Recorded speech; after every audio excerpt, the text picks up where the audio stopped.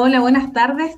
Gracias por la invitación y por este espacio. Sin duda es preocupante las bajas cifras de participación en política, sobre todo en las elecciones municipales, que es donde en los territorios la participación de las mujeres anteriormente a esta elección ya rayaba un 10 a 12% a nivel de ¿cierto? A nivel del cargo de alcalde o alcaldesa, pero también llegaba con suerte a un 22 o un 23% en las concejalías. Entonces, igual es un tema que también nos iba a preguntarnos qué es lo que pasa y qué podemos motivar y hacer para promover los liderazgos en participación política de las mujeres. Sí, uno pudiera preguntarse entonces qué no se ha hecho, porque, claro, la mirada de futuro, digamos, tiene que ver con aumentar efectivamente la participación de las mujeres en la política en Chile. Pero entonces uno pudiera preguntarse qué faltó más bien a nivel institucional para poder estimular mucho más entonces la participación. Tenemos solo 2 mujeres alcaldes de 31, es decir, 29 son hombres y 2 son mujeres. ¿Qué faltó entonces desde tu punto de vista, Paula, para poder estimular mayor participación femenina en estos procesos? Bueno, tú dijiste una palabra clave, la institucionalidad. Tenemos ya desde el año 2015 una ley de cuota de género solo en el Parlamento, que ahí se lograron avances importantes. Después se logró este tema de avances en relación a la paridad de género en el proceso constituyente, donde ahí se encontraron con sorpresas. También mucha gente vio que había muchas mujeres en las listas, muchos liderazgos participativos. ¿Y ahí qué pasó también? Si hablamos desde la institucionalidad de los partidos políticos, que ello lo planteó, ya lo planteaba Comunidad Mujer, ¿no se escucha bien? Sí, se escucha bien, fuerte y claro. Sí, sí, lo planteaba Comunidad Mujer en esa línea, y también los observadores de la ONU, que ellos comentaban justamente que la votación por las mujeres en el proceso dio cupo a que esta cuota de género, este espacio, ¿cierto?, que se tenía que aplicar, dejó a muchas mujeres fuera porque finalmente las personas votaron por un alto porcentaje de candidatas. Pero ahí también dio un avance importante a los partidos políticos, porque justamente pasa que para llenar como esta cuota que te piden la ley de género, la ley de cuota de género, muchos partidos políticos colocaban ya casi a las mujeres como para cumplir el requisito, ¿cierto? Y sin embargo también ahí falta como una mayor promoción. La misma promoción que se hizo para la candidatura de las constituyentes debiera tener la misma promoción en la línea también de las candidatas a concejalas o candidatas a alcaldesa, en promover los liderazgos, en sacar un poco esta segregación más masculinizada, más estos clubes de Toby que se conforman en los partidos políticos, ¿cierto? Tanto regionales como nacionales.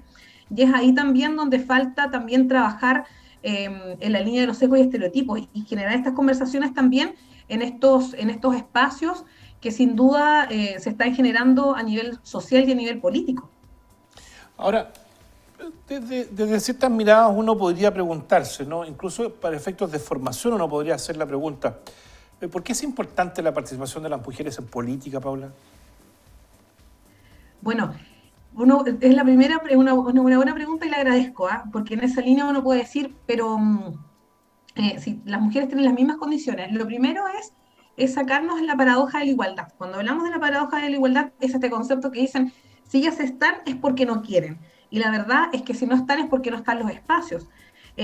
La importancia de esto, de tener este acceso a las mujeres, es porque vamos a contar con una política que tenga una mirada femenina, una mirada con perspectiva de género en cuanto a las motivaciones, en cuanto a las vivencias y también en cuanto a la preparación.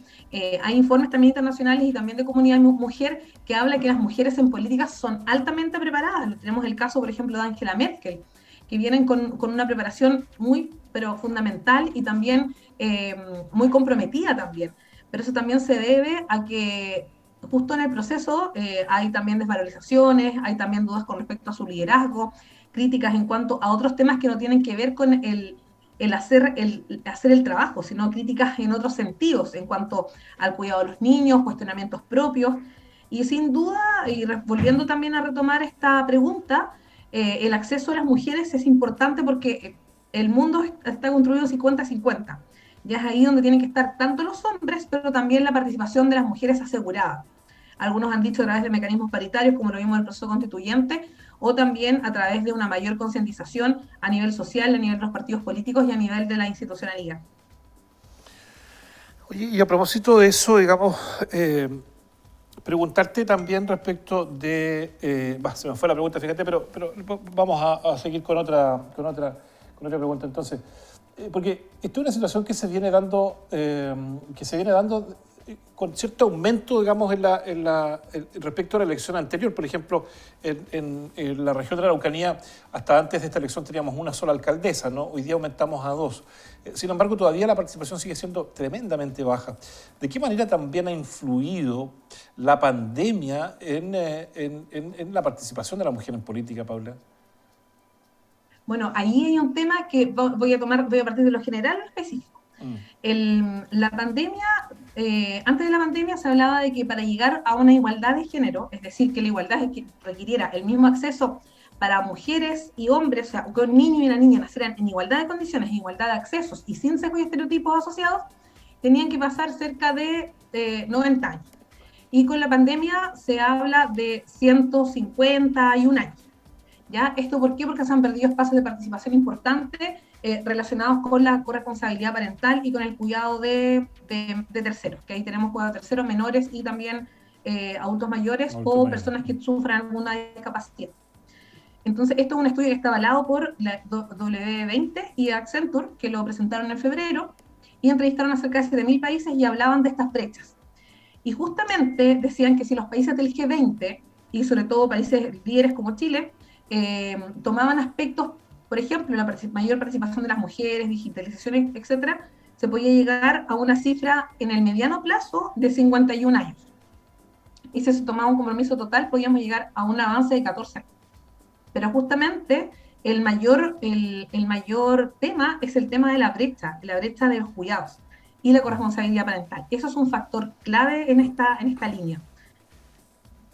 Ahora, ¿es posible apreciar que el interés por la política o es necesaria la formación? Quizás la pregunta tiene que ver también con las clases de educación cívica que se perdieron en los liceos, ¿no? Pero hoy día las mujeres, ¿es posible que las mujeres puedan participar desde temprana edad en la actividad política? Estoy pensando, por ejemplo, en dirigentes de centros de estudiantes del liceo hacia arriba. ¿Se da efectivamente esa participación? Y si se da, ¿en qué minutos se corta, ¿no? Porque eso no se refleja hoy día en los cargos de elección popular, los que son elegidos mujeres. Sí, bueno, ahí también pasa también un aspecto importante, ¿eh? Lo que tú bien señalabas, hay una alta participación en las bases, por ejemplo, juntas de vecinos, dirigentes sociales, ayer fue el día del dirigente y la dirigente social, en los movimientos también, en los movimientos feministas de base, ¿cierto?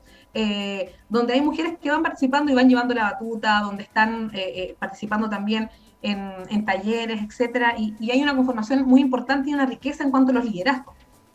O sea, no es por preparación, tienen un conocimiento de las bases.